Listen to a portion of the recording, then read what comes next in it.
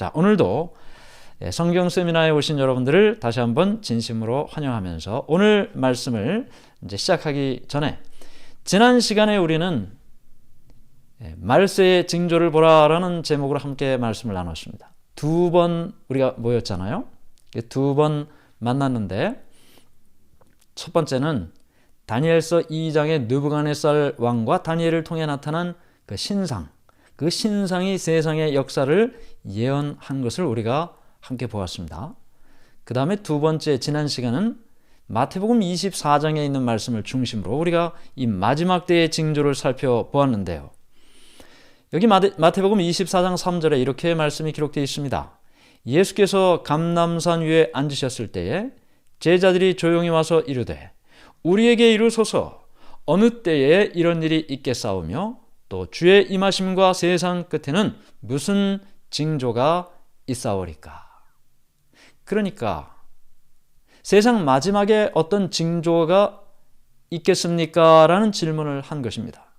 우리가 이 시간을 배울 때, 지난 시간을 배울 때 예수님께서 이 땅에 재림하시는 그때는, 그 시간은 알 수 없다고 했습니다. 성경에 알 수 없다고 분명히 말씀하셨으니까요. 근데 저는 사실은 지나간 시간을 물어보는 일을 별로 좋아하지 않습니다. 왜냐하면 대부분 잘 기억이 나질 않거든요. 그런데 그걸 자꾸 물어보면 곤란하잖아요. 그렇죠? 그리고 또 제가 물어봤는데 대답을 여러분들이 안 하시면 또 저도 입장이 난처하고, 그래서 제가 잘 질문을 안 하는데, 그래서 제가 미리 다 준비를 해왔습니다. 예수님께서 이 세상 마지막에 일어날 징조를 말씀하셨습니다. 전쟁 일어난다 그랬죠? 민족이 민족을, 나라가 나라를 대적한다. 전쟁 많이 일어난다고 했습니다. 지진 일어난다고 했습니다. 어느 시대나 지진 일어나는데 지진이 갑작스럽게 많이 일어나고 또 강도가 아주 큰 지진이 일어난다. 예수님께서 그와 같은 말씀을 구체적으로 하진 않으셨어요. 그러나 어느 시대나 지진이 일어나지 않은 때는 없죠. 그런데 우리가 사는 이 시대에 다른 어느 때보다도 지진이 많이, 또 강도 높은 지진이 일어나는 시대가 되고 있습니다. 기근, 먹지 못해서 죽어가는 사람들이 많다. 요즘 같은 시대에 먹지 못하는 사람이 얼마나 있을까? 지금도 25억이 굶주린다는 신문 기사를 우리가 지난 시간에 살펴봤습니다. 전염병, 코로나 바이러스를 우리가 생각하지 않을 수가 없습니다. 이런 시대가 없었죠.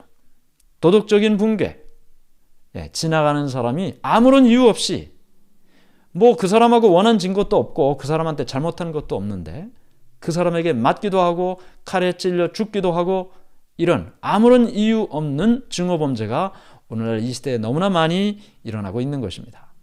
자, 그러면서 예수님께서 또 말씀하신 것이 뭐냐면 종교적인 징조를 말씀하셨어요.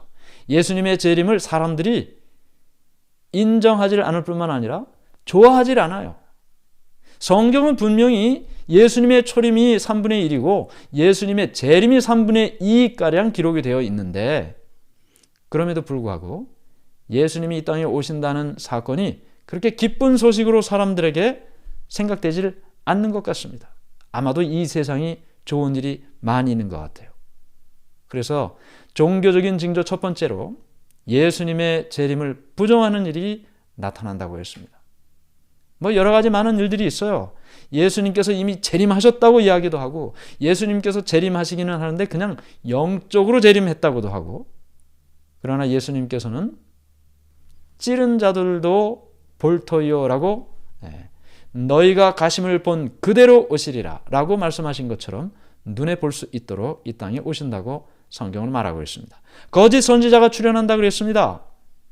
강신술이 많은 사람들에게 성행한다 그랬습니다. 진실한 신앙이 감소한다 그랬습니다. 교인은 많은데 그리스도인을 찾기가 어려운 시대예요. 교회는 많은데 정말 교회의 기능과 사명을 하는 교회를 찾기가 어려운 시대가 된다고 했습니다. 그런 과정 속에서도 이 세상의 모든 사람들에게 하나님의 말씀이 전파된다고 했습니다. 이것이 마태복음 24장을 통해서 예수님께서 말씀하신 세상 마지막의 징조들인데, 우리가 지난 시간에 살펴본 것처럼 우리가 지금 살아가고 있는 이 시대에 다 일어나고 있는 일들입니다. 그 말은 예수님께서 이 땅에 다시 오실 날이 가까웠다는 뜻이 되는 것이죠. 이제 이런 말씀을 중심으로 해서 오늘 세 번째 시간이 되겠습니다. 하나님께서는 왜 고통을 허락하십니까? 이게 참 제가 좋아하는 주제인데 또 많은 분들이 궁금해하는 주제이기도 하죠. 오늘 이 주제로 삼과를 함께 살펴보도록 하겠습니다. 세상에 참 불행한 일들이 많이 일어납니다. 교재에는 이 케냐에서 있었던 한 폭탄 테러로 인해서 많은 사람들이 죽은 사건을 이야기하고 있습니다. 그리고 그 젊은 신혼부부의 이야기를 하면서 이 갑자기 이런 폭탄으로 인해서 불에 타고 많은 사람들이 죽게 되는데 이 차의 앞에 스티커에 하나님은 사랑이시다라는 스티커가 붙어 있었다고요. 왜 이 세상에 왜 이렇게 불행한 일들이 많이 일어납니까? 제 친구 목사 중에 한 사람은 아버님이 목사님이셨는데 고등학교 3학년 때, 이 친구가 고등학교 3학년 때 부모님이 돌아가셨어요. 근데 이 부모님께서 운전을 하고 신방을 가시다가 교통사고로 돌아가셨어요. 왜 목사님이, 하나님의 말씀을 전하는 목사님이 신방을 가는, 하나님의 일을 위하여 다른 사람을 돕는 일을 위하여 하러 가는데 교통사고로 돌아가시는 일이 일어날까요? 제가 예전에 다니던 한 교회는 학생 때 다니던 아주 작은 교회였어요. 교인들이 다 수련회를 떠나 있을 때 어떤 소식을 듣게 되냐면 교회가 불이 났다고. 돌아와 봤더니 불이 다 탔어요. 불에 타서 다 그 교회가 다 아무것도 없어요. 피아노도 한 반 타고 검게 그을린 채로 남아있어요. 교회 앨범들이 다 거의 다 타고 그냥 가장자리 그 불에 그슬린 그 사진들 몇 장 건질 정도였어요. 왜 교회가 불이 납니까? 하나님을 신실히 믿고 헌금도 열심히 하고 하나님께 봉사 열심히 하고 모든 사람들이 신앙하려면 저렇게 해야 된다고 그렇게 이야기하는 분이 왜 갑작스럽게 돌아가시는 일이 있죠? 우리는 이 세상을 살면서 특별히 하나님을 믿는 믿음을 가지고 살면서 이해할 수 없는 하나님이 정말 계신가? 계시다면 왜 이런 일이 일어나지? 하는 많은 일들을 겪게 되는 것입니다. 사실 이런 일을 하나님을 안 믿는 사람이 겪으면 그런 일 때문에 하나님을 믿게 되는 계기가 되기도 합니다. 그런데 하나님을 열심히 믿는 분이 이런 일을 겪으면 혼란이 오는 것입니다. 하나님 정말 살아계십니까? 하나님이 살아계시는데 지금 내게 이런 일을 허락하신다면 정말 제가 하나님을 믿을 이유가 있는 겁니까? 어떤 경우에는 원망도 하고 말이죠. 하나님을 이해하지 못하는 경우가 많고 하나님을 믿는 믿음에 대하여 혼란을 갖는 경우가 있는 것입니다. 그런 의미에서 오늘 우리가 함께 살펴보는 이 말씀, 하나님께서 왜 고통을 허락하시는가? 라는 이 제목의 이 3과의 말씀은 우리에게 굉장히 필요하고 유익한 말씀이 되는 것입니다. 결론적으로 말씀을 드리면 하나님께서는 우리에게 이와 같은 고통을 주시지 않습니다.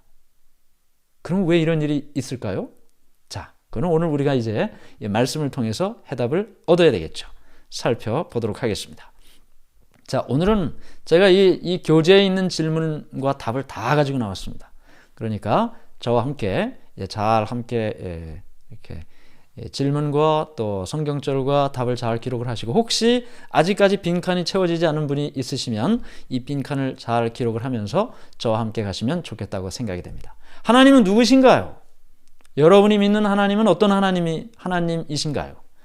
네, 같은 하나님을 믿어도 저마다 하나님에 대하여 가지고 있는 생각이 조금 다릅니다. 어떤 사람은 무서워, 하나님이 무서워요. 죄를 많이 지었고 그 죄에 벌을 주실까 봐 무서워요. 어떤 분은 지옥 갈까 봐 또 무서워요. 그런데 성경은 하나님에 대해서 이렇게 이야기합니다. 요한일서 4장 8절에 사랑하지 아니하는 자는 하나님을 알지 못하나니 이는 하나님은 사랑이심이라. 하나님은 사랑이시라고 했습니다. 사랑. 참 사랑이라는 말이 흔합니다. 세상에 사랑만큼 이게 흔한 말이 없어요. 그런데 사람들이 하는, 우리가 하는 사랑은 다 조건적입니다. 나한테 잘하면 나도 잘해요. 나한테 못하면 그래도 잘해야 되겠죠. 근데 잘하고 싶은 마음이 잘 안 드는 것이 사람 마음입니다. 그런데 우리가 이 성경에 나타나는 하나님의 사랑, 하나님의 사랑을 이야기할 때 무조건적인 사랑이라고 그래요. 무조건적인 사랑. 조건 없이 사랑하시는 거예요. 내가 어떤 사람인 것과 관계없이 하나님께서 나를 사랑하시는 거예요. 근데 우리는 조건적이에요. 우리는 다 조건적입니다. 잘하면 잘하고 싶어요. 이 하나님의 사랑을 그 인간 세계에서 가장 비슷하게 설명하는 것이 뭐냐면 부모가 자식을 위한 사랑입니다. 부모가 자식을 사랑하는 것. 하나님께서 우리를 사랑하시는 것으로 가끔 비유를 하죠. 그런데 사실은 그것도 좀 부족해요.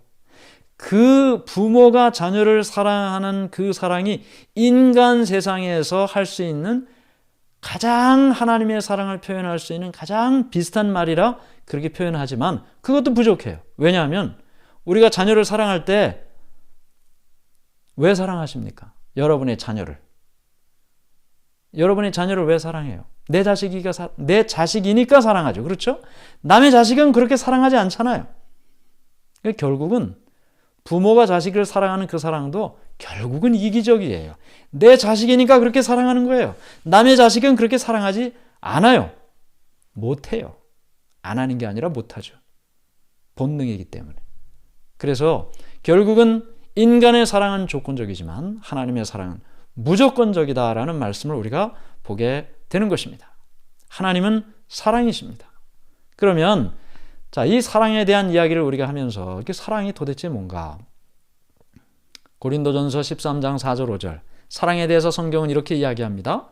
사랑은 오래 참고 사랑은 온유하며 시기하지 아니하며 사랑은 자랑하지 아니하며 교만하지 아니하며 무례히 행하지 아니하며 자기의 유익을 구하지 아니하며 성내지 아니하며 악한 것을 생각하지 않는다. 여기 여러 가지 사랑에 대한 정의가 있습니다. 근데 중요한 한 가지는 이타적인 사랑이라는 것입니다. 나를 사랑하는 것이 아니고 남을 위한 그것이 사랑이라는 것입니다. 이것이 사람이 생각하는 사랑과 하나님이 생각하시는 사랑의 근본적인 차이입니다. 우리는 내 거라 사랑하는데 하나님은 자기의 것을 내놓으면서 사랑하시는 분이시라는 거죠. 자, 그래서 하나님의 사랑의 속성은 이타적이다. 다른 사람을 위한 것이다. 라는 것을 보게 됩니다. 자, 여기 그 증거로 로마서 5장 8절을 우리가 볼 수 있는데 우리가 아직 죄인 되었을 때에 그리스도께서 우리를 위하여 죽으심으로 하나님께서 우리에 대한 자기의 사랑을 확증하셨느니라 그랬어요. 자, 여기 보면 우리가 아직 죄인 되었을 때예요. 그러니까 하나님을 위해서 한 것이 있어요, 없어요? 아무것도 없어요. 아직 하나님을 하자도 해본 적이 없어요. 죄인 되었을 때니까. 그런데 그때 이미 예수님께서는 우리를 위하여 십자가에 달려 돌아가셨어요. 우리가 예수님 위해서 뭐 한 거 있습니까? 하나님을 위하여 뭐 한 것 있습니까? 아직 죄인인데 그때 이미 예수님께서 우리를 위하여 십자가에 달려 돌아가심으로 하나님께서 우리를 사랑하신다는 사랑이 얼마나 큰지 확인이 되었다는 것입니다. 그래서 하나님의 사랑은 이타적인 사랑, 인간의 사랑은 조건적인 사랑, 구분이 되는 것입니다. 자, 여기 우리 세상은 그럼 어떤가요? 하나님은 이렇게 사랑이신데 다른 사람을 위한 이타적인 사랑인데 인간의 세상은 어떻습니까? 우리가 지난 시간에도 이 말씀은 찾아봤습니다. 마태복음 24장 12절에 불법이 성함으로 많은 사람의 사랑이 식어지리라 그랬어요. 불법이 성함으로 많은 사람의 사랑이 식어지리라. 우리가 살아가는 이 시대에 참 매일 뉴스가 나옵니다. 매일. 아침 저녁으로 쏟아지는 그 뉴스에 보면 좋은 소식이 많습니까? 안 좋은 소식이 많습니까? 안 좋은 소식이 더 많죠. 요즘 전 세계를 뜨겁게 달구고 있는 대표적인 사건 두 가지 뭡니까? 하나는 이 미얀마의 쿠데타가 일어났다는 것입니다. 뭐 사실 작은 나라지만 군사 쿠데타가 일어나서 온 국민들이 민주화 운동 시위하고 이렇게 하고 있어요. 근데 사실 지금 뭐 뉴스로 매일 쏟아지는 내용들은 이 쿠데타 이 군인들이 총을 쏘고 민간인들에게 총을 쏘고 무차별적으로 폭력을 행하고 죽이고 이런 일들이 진행되는 것이 쏟아지고 있습니다. 뉴스로. 정말 정의가 짓밟히는 그런 모습들이 사람들에게 보여지고 있는 것이죠. 여기뿐만이겠습니까? 온 세계가 그런 모습들이 많죠. 불법이 성하는 것입니다. 그 다음에 지난 시간에도 우리가 살펴봤지만 이해할 수 없는 이 많은 일들 속에서 전염병으로 죽어가는 많은 사람들의 모습을 봅니다. 이것이 현재 우리가 살아가는 삶입니다. 삶입니다. 많은 부도덕한 또는 부정직한 또는 불공정한 이해할 수 없는 그런 일들이 지금 현재 우리가 살아가는 이 시대에 이 세상에 가득 차 있는 것입니다. 옳은 일을 찾아보려고 해도 찾아보기가 쉽지가 않은 것입니다. 모든 사람들이 다 똑같은 그 길을 가고 있는 것입니다. 정도의 차이는 있겠지만 말이죠. 그러면 이런 모든 책임을 누구한테 물어야 됩니까? 여기 하나님께 악과 고통에 대한 책임이 있나요?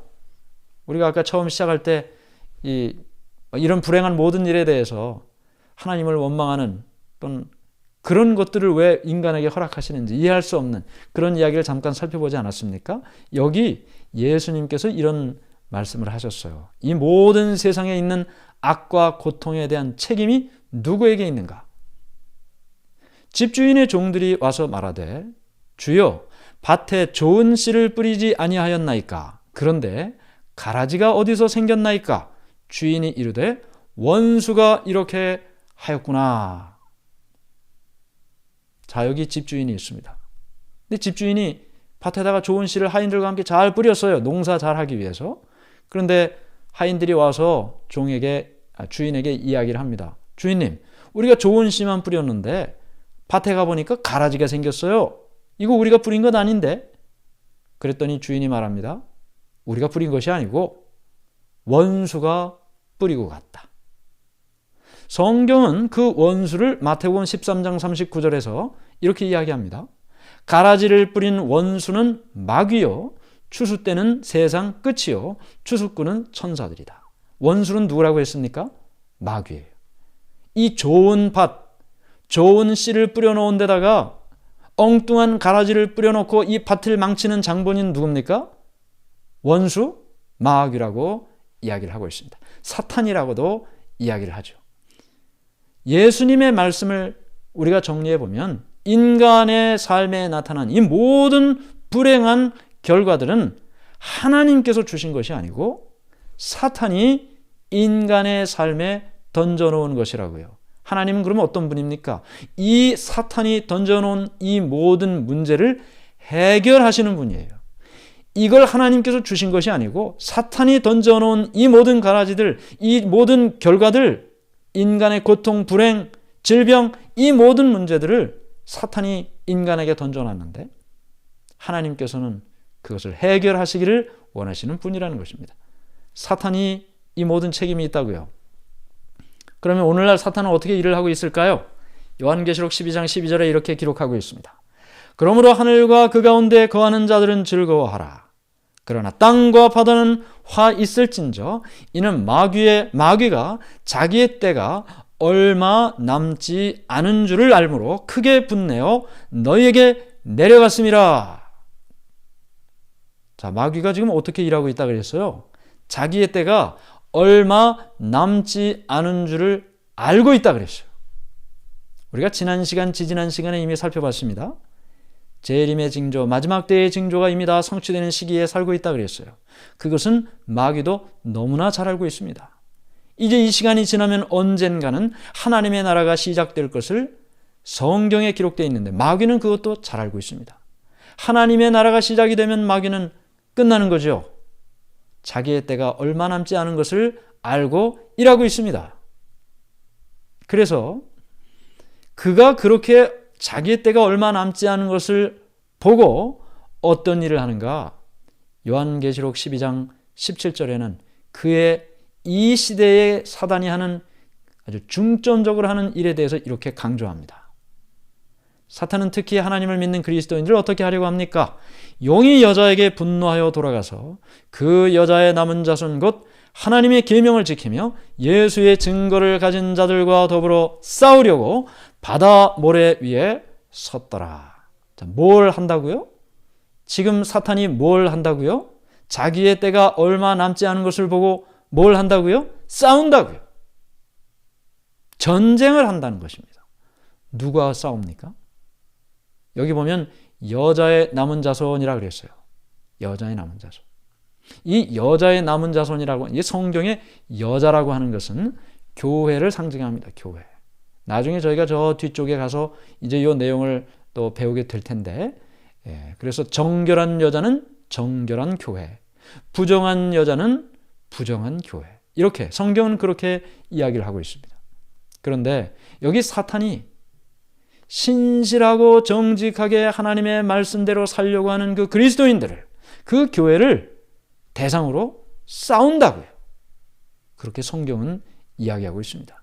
그러므로 영적인 싸움이 이 시대에 진행되고 있다. 선과 악의 싸움이 이 시대에 진행되고 있다는 것을 우리가 보게 됩니다. 선과 악의 전쟁이죠. 이 선과 악의 전쟁 속에 사탄은 악의 편에 서서 선의 편에 서서 하나님의 말씀대로 사는 진실한 그리스도인들을 대상으로 싸우는 것입니다. 전쟁하는 것입니다. 그것이 현재 사탄이 하는 일이라고 말하고 있습니다. 자, 그러면 이런 사탄을 하나님께서 만드셨을까요? 물론 아니죠. 그럼 왜 이런 일이 생겼을까요? 여기 에스겔 28장 15절에 이렇게 말씀이 기록되어 있습니다. 내가 지음을 받던 날로부터 내 모든 길에 완전하더니 마침내 내게서 불의가 드러났도다. 하나님께서는 원래 루시퍼라고 하는, 또 우리 뒤에 나오는 계명성이라고도 기록되어 있는 이 루시퍼라는 하늘의 천사장을 만들었습니다. 천사장이에요. 모든 천사를 지휘하고 이끌어가는 천사장. 하나님과 또 인간의 구원을 위하여 일하는 이 천사라고 성경에 기록되어 있는데, 그 천사장이 루시퍼로 창조가 됐어요. 근데 여기 지금 보면 완전하더니 그랬어요. 완전하더니. 그런데 나중에 어떤 일이 일어납니까? 불의가 드러났다 그랬어요. 이 사탄이 처음에는 사탄이 아니었습니다. 하늘의 천사장 루시퍼였습니다. 그런데 그가 마음속에 다른 생각을 갖게 됐어요. 하나님은 창조주시고 자신은 피조물이죠. 아무리 아름답게 창조되고 완전해도 피조물이에요. 그런데 그의 마음속에 어떤 마음이 들게 됐냐면, 나도 하나님처럼 되고 싶다라는 마음이 생기게 됐어요. 나도 하나님처럼 되고 싶다. 자, 그 말씀이 어디에 기록되어 있냐면 여기 이사야 14장 12절 14절에 기록되어 있습니다. 이사야 14장 12절 14절. 너 아침의 아들 계명성이여, 어찌 그리 하늘에서 떨어졌으며 내가 내 마음에 이르기를 하나님의 뭇별 위에 내 자리를 높이리라. 지극히 높은 이와 같아지리라 하는도다. 하나님처럼 되고 싶었어요. 온 피조물이 다 하나님께 경배하는데 자기도 그렇게 경배를 받고 싶었어요. 하나님처럼 돼서. 이런 마음을 다른 말로 표현하면 뭐라고 표현해야 될까요? 교만이죠. 하나님은, 우리가 하나님의 사랑 아까 살펴보지 않았습니까? 이타적이라 그랬어요. 다른 사람을 위한 사랑이에요. 그런데 이 사탄은 지금 어떤 마음을 가졌습니까? 자기중심적인 생각을 가졌어요. 이타적인 생각이 아니죠. 자기중심적인 생각을 가졌어요. 하나님처럼 되고자 했어요. 교만한 마음이에요. 이것이 하나님께로부터 그가 반역하게 된 이유가 됐던 것입니다. 그런데 여기 8번에 보면 하나님께서는 그분의 자녀들에게 어떤 특권을 주셨습니까? 한 질문이 있어요. 여호수아 24장 15절에 보면 너희가 섬길 자를 오늘 택하라 그랬습니다. 택하라. 자, 여기 선택권이라고 제가 적었고 자유의지라는 말로 제가 적었습니다. 많은 분들이 이런 질문을 합니다. 아니, 그러면 사탄을, 그 루시퍼를 안 만드셨으면 되잖아요. 아이, 그러면 그 에덴 동산에서 선악을 알게 하는 나무를 안 만들어 놓으셨으면 되잖아요. 아니 만들어 놓으셨어도 하와가 이렇게 따먹으려고 할 때 손을 탁 치시고 그 못 따먹게 하셨으면 되잖아요.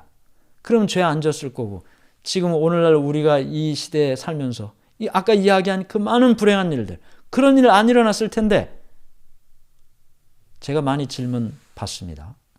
그런데 그렇게 하셨을 수도 있죠. 그렇게 하셨을 수도 있죠. 그런데 하나님께서는 피조물을 만드셨을 때 특별히 천사 또는 인간을 만드실 때는 인격체로 만드셨습니다. 인격체. 생각하고 판단하고 결정할 수 있는 그런 존재로 만드셨습니다. 그러니까 하나님께서 우리에게 선택할 수 있는 권한을 주셨다는 거예요. 선택할 수 있는 권한을 주셨다는 거예요. 그것이 여기 지금 선택권 또는 자유의지로 말씀이 되는 것입니다. 만일 이거를 주지 않으셨다면 어떤 것이 될까요? 이제 이것이 없으면 뭐가 되냐면 이제 로봇가 됩니다. 로봇은 시키는 대로 하는 거죠. 그렇죠? 선택권이 없습니다. 물론 요즘 인공지능이라고 해서 비슷한 것이 있지만 선택권 없어요. 프로그램 된 대로 하는 겁니다. 명령 받은 대로만 하는 겁니다. 그러면 그것은 하나님과 사람과의 관계 또는 하나님과 어떤 인격체와의 관계가 그것은 완전히 복종의 관계죠. 순종의 관계가 아니죠. 여러분 만일 부모와 자식 간의 관계가 복종의 관계라면 그것이 올바른 관계겠습니까? 부모와 자식 간의 관계가 너 이거 해 라는 명령에 의해서 그걸 거절할 수도 없고 무조건 해야만 된다면 그것은 부모와 자녀와의 또는 남편과 아내와의 관계라고 볼 수 없겠죠. 그것은 복종의 관계니까. 다른 말로 표현하면 노예죠. 그건 복종 노예입니다. 하나님께서 하나님과의 관계 또는 이렇게 천사, 인격체와의 관계는 철저하게 자유의지를 주셨고 선택할 수 있는 것을 주셨습니다. 그래서 하나님을 선택함으로 스스로 말이죠. 스스로 하나님을 선택하고 하나님의 말씀을 따르기를 원하는 그와 같은 결정을 하기를 원하셨어요. 물론 선악을 알게 하는 나무도 주셨습니다. 먹지 말라고 하셨습니다. 먹으면 어떻게 된다는 말씀까지 하셨습니다. 그러나 먹지 말라는 말씀을 하셨습니다. 사랑의 관계를 통해서 하나님께서 원하시는 그 길을 택하기를 원하시는 것입니다. 루시퍼도 마찬가지였습니다. 그도 역시 하나님과 사랑의 관계를 가지고 하나님과의 인격적인 관계로 자신의 의지와 선택을 통해 하나님께 순종하고 하나님의 말씀을 따르고 살기를 하나님께서 원하셨습니다. 그러나 그는 그것을 택하지 않았습니다. 그래서 여기 아까 우리가 읽은 말씀처럼 지극히 높으신 이와 같아지리라 하는 이 교만, 반역, 배반을 하게 된 것입니다. 여기 성경은 사탄이 하나님을 배반한 이유에 대해서 어떤 단서를 제공합니까? 에스겔 28장 12절 17절. 그 내용을 조금 요약해서 여기 기록했어요. 너는 완전한 도장이었고 지혜가 충족하며 온전히 아름다웠도다. 내가 옛적에 하나님의 동산 에덴에 있어서 너는 기름 부음을 받고 지키는 그룹이며 내가 너를 세우매 내가 하나님의 성산에 있어서 내가 지음을 받던 날로부터 내 모든 길에 완전하더니 마침내 내게서 불의가 드러났도다. 내가 아름다움으로 마음이 교만하였으며 내가 영화로움으로 내 지혜로 더럽혔으며 그랬어요. 자, 그가 아름다웠습니다. 아름다웠어요. 성경의 여러 곳에서 그가 정말 아름다웠다고 기록하고 있습니다. 완전했다고요. 그러나 그는 그렇게 창조를 받았지만 하나님께서 기대하시는 그 길을 선택하지 않았습니다. 교만했습니다. 높고자 했습니다. 자기중심적인 선택을 했습니다. 그래서 여기 너는 완전한 도장이었다 이렇게 성경에 이 한글 성경에는 기록되어 있는데 여기 영어 성경에는 You were the mother of perfection이라고 그랬어요. 정말 완전의 모델이에요. 아름답게 창조됐어요. 하나님께서는 지금 오늘날 우리가 영적인 전쟁을 하고 있는 우리의 상대 이 사단을 만들지 않으셨어요. 아름답게 만들었지만 그가 하나님의 뜻을 따르지 않았습니다. 그래서 결국은 그 하나님께 죄를 짓고 반역한 결과로 이런 기록이 있습니다. 요한계시록 12장 7절.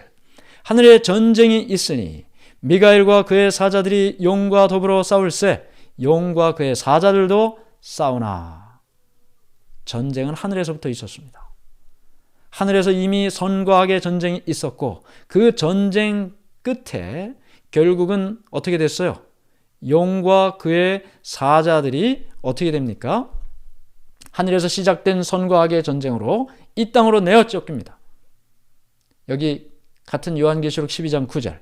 큰 용이 내쫓기니 예뱀 곧 마귀라고도 하고 사탄이라고도 하며 온 천하를 꿰는 자라. 그가 땅으로 내쫓기니 그의 사자들도 그와 함께 내쫓기니라. 하늘에서 있었던 그 전쟁으로 인해서 마귀 사자는 이 땅으로 내쫓기게 됐던 것입니다. 근데 혼자 쫓긴 게 아니에요. 하늘별 3분의 1, 하늘 천사 3분의 1도 함께 내쫓깁니다. 그 꼬리가 하늘의 별 3분의 1을 끌어다가 땅에 던지더라. 용이 해산하려는 여자 앞에서 그가 해산하면 그 아이를 삼키고자 하더니. 네, 결국은 하늘의 선과 악의 전쟁에서 패배한 이 사탄이, 루시퍼가 사탄이 됐죠. 이제 이 땅으로 다른 천사, 악한 천사 3분의 1과 함께 이 땅으로 내쫓기게 된 것입니다. 자, 우리가 여기서 중요한 것 하나를 정리를 해야 됩니다. 그러면 이 영적인 선과 악의 전쟁의 두 주체가 누군가? 우리가 어떻게 사단하고 싸우겠어요? 그렇죠? 우리가 참 부족하고 연약한 사람들인데 아무리 우리가 그리스도인이 되었지만 결국은 예수님께서 우리의 대장이 되어주시는 거죠. 예수님과 사단과의 싸움이에요. 우리를 구원하시려는 예수님과 우리를 파멸에 던지려고 하는 사단과의 선과 악의 싸움에 우리가 지금 있는 거예요. 자, 보죠.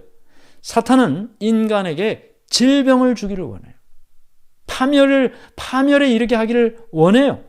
그러나 예수님은 어떻게 해요? 우리가 건강하기를 원해요. 행복하기를 원합니다.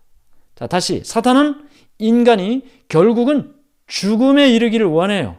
그래서 죄를 짓게 만든 거예요. 그런데 예수님은 어떻게 합니까? 예수님은 인간이 생명을 얻기를 원해요. 사탄은 인간이 죄를 짓게 만들지만 예수님께서는 그 죄의 대가를 지불하기 위해 십자가에 달려 돌아가신 것입니다. 그러므로 이 세상에 나타나는 모든 불행의 그림자, 우리의 삶에 갑자기 찾아오는 먹구름들, 그 모든 일들은 하나님 주신 것 아닙니다. 사탄이 우리의 인생을 올가매서 하나님께로부터 멀어지게 하고, 궁극적으로는 말이죠, 하나님은 이 모든 일을 해결하기 위해서 노력하시는 분인데 하나님께서 이 모든 것을 내게 주셨다고 하나님을 오해하게 만듭니다. 그것이 사단이 주로 하는 일입니다. 그래서 하나님을 떠나가게 만드는 거죠. 하나님을 떠나가게 되면 어떻게 되겠습니까? 우리는 점점 더 사단 편에 서게 되는 것입니다. 그러므로 이 세상에서 일어나는 이 선과 악의 전쟁 속에서 선의 편에 계시는 예수님과 악의 편에 있는 이 사단 사이에서 우리는 예수 그리스도를 믿는 믿음 안에서 하나님 편으로 선 쪽으로 나아가는 발걸음을 지금 신앙생활을 통해 하고 있는 것입니다. 자, 그러면 제가 지금 이렇게 하나님의 마음을 이미 앞 페이지에서 말씀을 드렸는데 우리를 향한 하나님의 마음을 어떻게 알 수 있겠습니까? 이게 사단은 자꾸 우리를 오해하게 만들고 하나님을 의심하게 만들고, 좋을 때는 하나님이 좋으신 분 같은데 안 좋은 일이 생기면은 하나님이 왜 나한테 이런 일을, 이때나 저때나 하나님은 좋으신 분이죠. 아무 일 없을 때만 하나님이 좋으신 분이 아니고, 좋은 일 일어날 때만 좋으신 하나님이 아니고, 안 좋은 일이 있을 때도 좋으신 하나님이에요. 내 형편 따라 좋았다 나빴다 하는 하나님이 아니란 말입니다. 우리를 향한 하나님의 마음을 어떻게 알 수 있습니까? 요한복음 14장 9절. 나를 본 자는 아버지를 보았거늘. 예수님께서 말씀해 주셨습니다. 하나님을 볼 수가 없지 않습니까? 만질 수도 없지 않습니까? 직접 하나님의 말씀을 듣지도 못하지 않습니까? 그러나 우리는 보지 못하고 듣지 못하고 만질 수도 없고 한 그 하나님을 볼 수 있도록, 들을 수 있도록, 느낄 수 있도록 하기 위해서 예수님을 이 땅에 보내주신 것입니다. 그러므로 우리는 예수님을 통해서 하나님을 알게 되는 것입니다. 자, 여기 예수님이 어떤 분이셨는데요? 사도행전 10장 38절에 하나님이 나사렛 예수에게 성령과 능력을 기름 붓듯 하셨으며 그가 두루 다니시며 선한 일을 행하시고 마귀에게 눌린 모든 사람을 고치셨으니 이는 하나님이 함께 하셨습니다. 하나님께서는, 예수님께서는 마귀에게 눌린 자를 고치시기 위해서 이 마을에서 저 마을로, 저 마을에서 또 다음 마을로, 예수님이 지나가시는 곳마다 아픈 신음소리가 다 그쳤다 그랬습니다. 하나님은 어떤 분이십니까? 질병 가운데 고통당하고 있는 사람을 치유해 주시는 분입니다. 치유하기를 원하시는 분이십니다. 하나님은 어떤 분이십니까? 우리가 정말 힘들고 어렵고 괴롭고 앞길이 보이지 않는 것처럼 보이고 뭘 어떻게 해야 될지 모르는 그때에도 여전히 하나님께서는 우리를 위하여 앞일을 준비하고 예비하시는 분이시죠. 우리가 그것을 모르고 있을 뿐이지, 아직 그것을 경험하지 못하고 있을 뿐이지, 하나님은 그런 분이십니다. 선한 일을, 우리를 위하여 선한 일을 행하시고 우리를 위하여 문제를 해결해 주시는 분이시다. 예수님이 그 일을 하셨기 때문에 우리는 하나님이 그러한 분이신 것을 알게 되는 것입니다.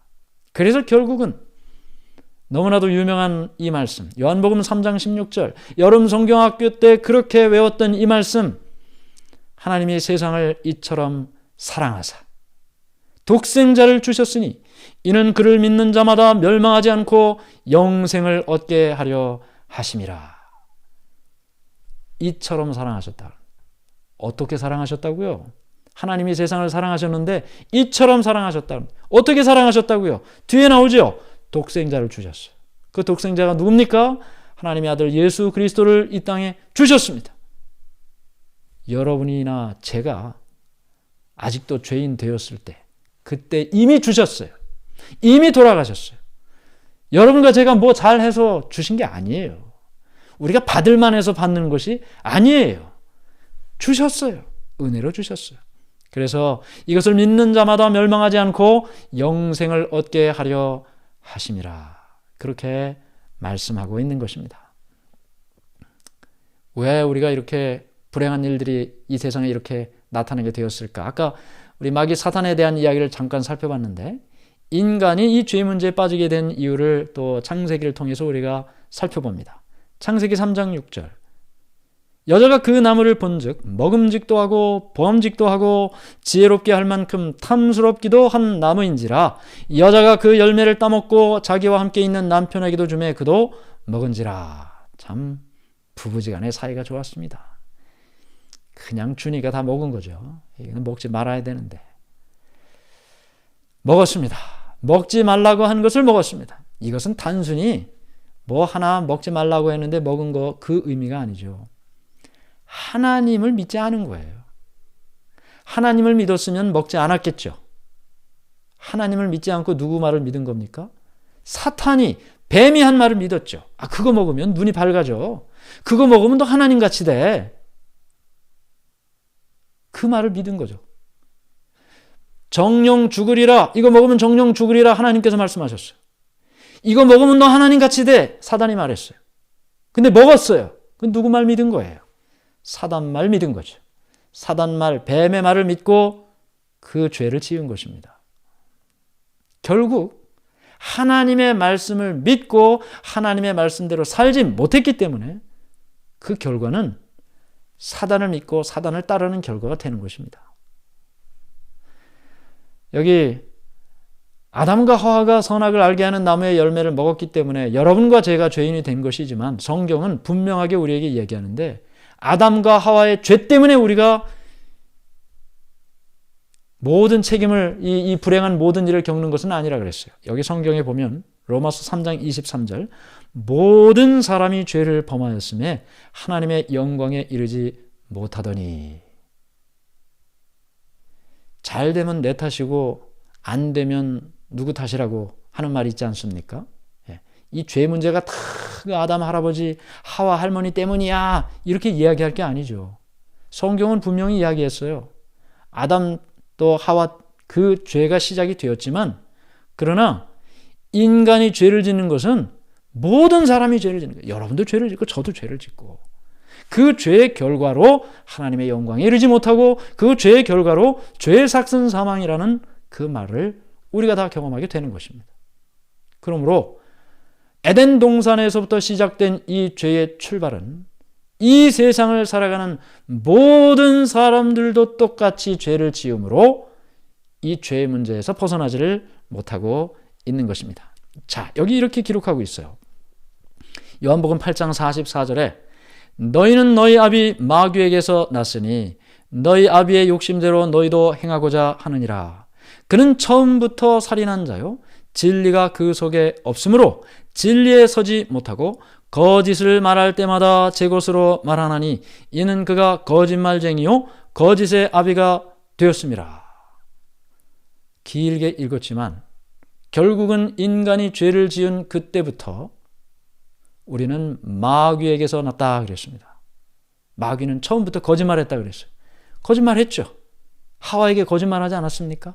이거 먹지 말라고 하신 하나님의 말씀에 대하여 먹으면 죽는다고 했고 하나님같이 된다고 했고 했으니까 거짓말한 거예요.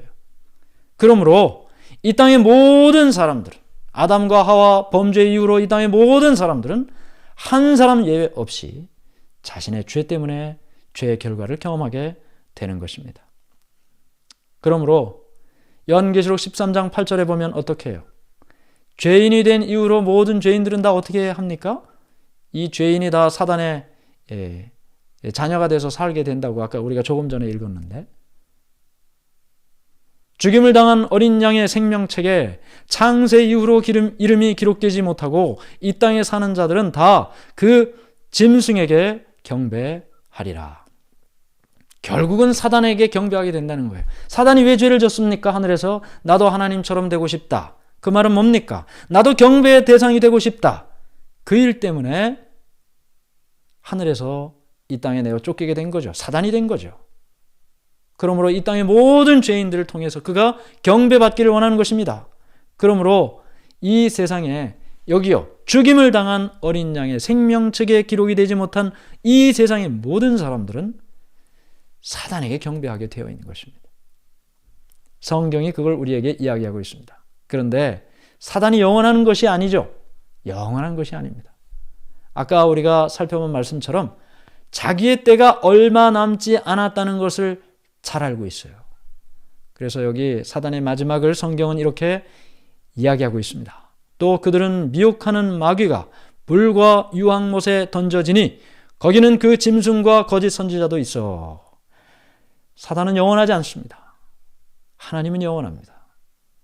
이 땅에 모든 인간을 죄로 굴복시키고 또 죄의 결과를 경험하게 하고 하는 이 모든 일들을 다 사단이 하는 일입니다. 그러나 사단은 마침내 하나님의 심판에 의해서 불과 유황못에 던져져 끝날 것을 성경은 분명히 말하고 있습니다. 그러면 우리는 어떻게 해요? 우리는 이 죄의 결과가 있는 이 세상에서 영원히 사나요? 그렇지 않죠. 영원히 사는 것 별로 좋은 일 아닙니다. 제가 예전에도 한번 어느 시간에 말씀을 드렸지만 여러분 한 150세 살기를 원하십니까? 150세. 그런데 한 70세부터 아프기 시작해서 75세부터 계속 침대에 누워서 일어나지도 못하고 150세까지 살면 그게 축복입니까? 저주입니까? 전혀 축복이 아닙니다.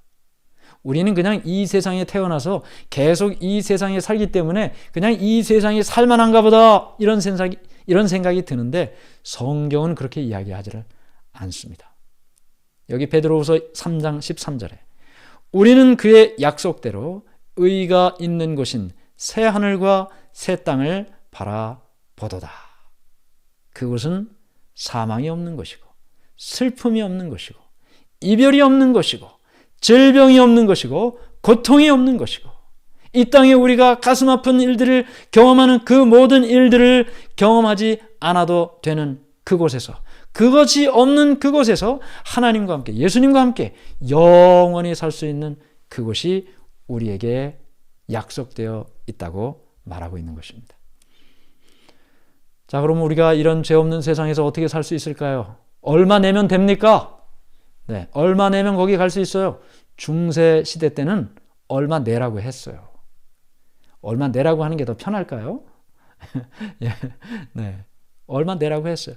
죄의 가격을 매겼어요. 당신 그 죄는 1000불이면 되겠어요. 천불 내세요. 이거 저 면죄부 줄 테니까. 아유, 어떻게 그런 일까지. 만불이네, 만불. 면죄부도 주고. 죄의 가격을 매겼어요. 그러나 성경은 그렇게 이야기하지 않습니다. 물론 죄의 가격이 매겨져 있습니다. 그렇죠? 얼마입니까? 여러분의 목숨이죠. 죄의 삭은 사망이라고 했으니까. 저와 여러분의 목숨이에요. 내가 죄의 용서를 받기 위해서는 대가를 지불해야 되는데 목숨이에요. 그런데 여러분과 제가 죽지 않도록 예수님께서 이 땅에 오셔서 대신 돌아가신 것입니다. 에베소서 2장 8절 너희는 그 은혜에 의하여 믿음으로 말미암아 구원을 받았으니 이것은 너희에게서 난 것이 아니요 하나님의 선물이라. 선물 받으셨습니까? 받으셨습니다. 값으로 매길 수가 없기 때문에 값을 치르지 않는 것이지 이거는 너무나 값비싼 것입니다. 예수님의 죽음을 통해서 얻은 선물이니까요. 받을 수 있는 자격이 없는데 받았으니 그래서 은혜라는 것입니다.